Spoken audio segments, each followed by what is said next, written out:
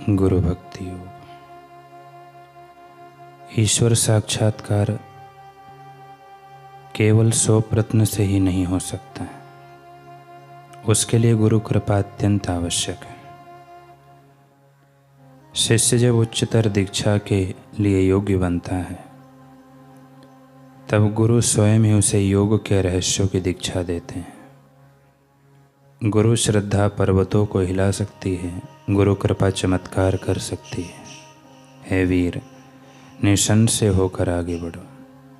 परमात्मा के साथ एक रूप बने हुए महान आध्यात्मिक पुरुष की जो सेवा करता है, वह संसार के कीचड़ को पार कर जाता है। अगर आप सांसारिक मनोवृत्ति वाले लोगों की सेवा करेंगे तो आपको सांसारिक लोगों के गुण मिलेंगे। उसके विपरीत जो सदैव परम सुख में निमग्न रहते हैं, जो सर्व गुणों के धाम हैं, जो साक्षात प्रेम स्वरूप है, ऐसे गुरु के चरण कमलों की सेवा करेंगे तो आपको उनके गुण प्राप्त होंगे। अतः उनकी सेवा करो, बस सेवा करो। अपने गुरु की सेवा करने वाले शिष्य को दूसरों के समक्ष लज्जित नहीं होना चाहिए, संकोच महसूस नहीं करना चाहिए। हर कार्य हम नियम से कर लेते हैं, जैसे सुबह शाम खाने का नियम, अपने अपने कार्य पर जाने का समय निश्चित है। कितने ही ऐसे कार्य हैं जो हम नियम से करते हैं, लेकिन साधना का हमने कोई नियम नहीं बनाया। एक दिन आधा घंटा, फिर 2 दिन बाद 15 मिनट, फिर 4-5 दिन छुट्टी, फिर 1 घंटा कर लें। कहीं कोई नियम नहीं, और जब तक नियम नहीं तब तक हम सद नहीं पाएंगे। ये छोटे छोटे जो प्रसंग हैं, ये हमें अपने नियम में निष्ठा का संदेश देते हैं, जीवन में फरियाद को खत्म कर देते हैं। पहला प्रसंग है क्रांतिकारी राम प्रसाद बिस्मिल। कहते हैं कि प्रसिद्ध क्रांतिकारी राम प्रसाद बिस्मिल को जिस दिन फांसी होने वाली थी, उस दिन भी वे सुबह उठकर व्यायाम कर रहे थे। जेल वार्डन को यह देख बड़ा आश्चर्य हुआ।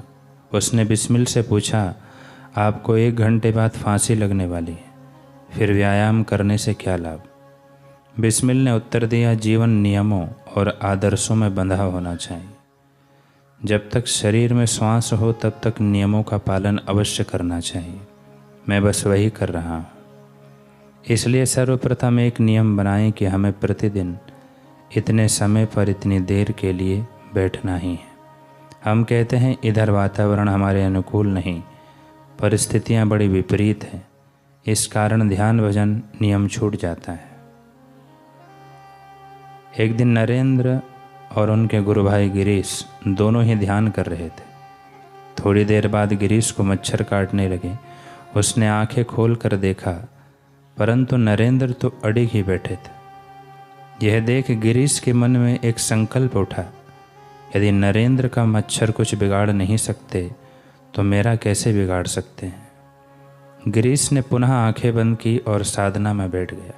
मच्छर अनवरत उसके शरीर को डंक मारने लगे, परंतु गिरीश स्थिर रहा, जरा सा भी ना हिला। उसने सोचा कि भीष्म पितामह तो कितने लंबे समय तक बाणों की शैया पर लेटे रहे थे। बाणों की पीड़ा के आगे मच्छरों के डंक तो कुछ भी कष्टदायक नहीं। यूं ही काफ़ी समय बीत गया। फिर गिरीश के मन में एक अन्य विचार ने जन्म लिया, कहीं ऐसा तो नहीं कि नरेंद्र साधना से उठ गया हो और अन्य गुरु भाइयों के साथ मिलकर मेरा मजाक उड़ा रहा हो। यह विचार आते ही उसने तुरंत आंखें खोली, लेकिन वह बैठा ही था। उसकी आंखें बंद भी थी। उसके शरीर पर 1-2 नहीं असंख्य मच्छरों का जमघट इस प्रकार चिपका हुआ था, मानो मच्छरों से बुना हुआ उसने कोई काला कंबल ओढ़ रखा। परंतु क्या हम ऐसी परिस्थितियों में एकाग्र हो साधना कर सकते हैं? परिस्थितियों का फरियाद उचित नहीं। हम चाहते हैं कि सब कुछ सही हो जाए तभी हम साधना करेंगे, जो कि संभव नहीं है। संघर्ष तो हर जगह है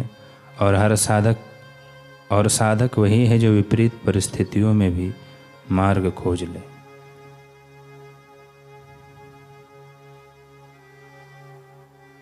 इसलिए आप साधना के लिए परिस्थितियों पर निर्भर मत रहो। हर परिस्थिति में डटकर साधना करो, सेवा करो। विकारों व इच्छाओं को समाप्त करने का सिर्फ यही एक उपाय है।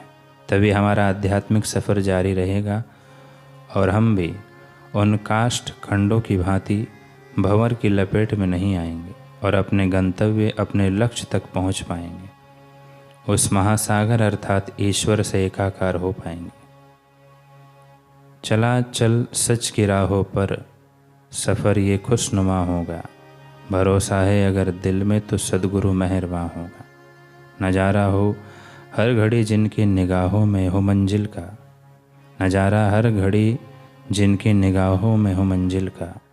भंवर की मुश्किलों में वो रुक पाएगा साहिल का, भंवर की मुश्किलों में भी वो रुक पाएगा साहिल का। है सच के निशानी की यहाँ पर इंतहा होगा। भरोसा हो अगर दिल में तो सद्गुरु मेहरबान होगा।